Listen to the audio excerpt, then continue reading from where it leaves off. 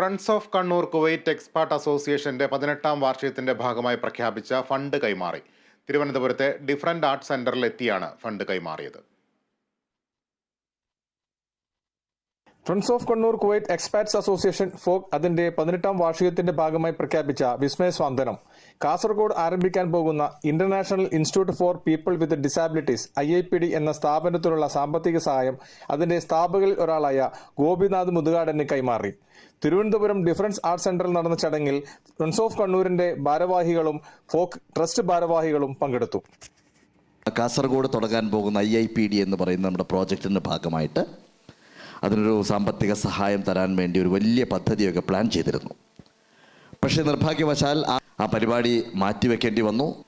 കണ്ണൂരുകാരല്ലേ, കുവൈറ്റുകാരല്ലേ, വിട്ടില്ല. അവർ ഇന്ന് ആ സഹായവുമായിട്ട് നമ്മളെ തേടി ഇങ്ങോട്ട് നമ്മുടെ കുട്ടികളുടെ അടുത്തേക്ക് വന്നു എന്ന് പറയുന്നതാണ് ഏറ്റവും വലിയ സന്തോഷം. കുവൈറ്റിൽ നിന്നും കേരള വിഷന് വേണ്ടി IV സുനീഷ്, വെങ്ങര.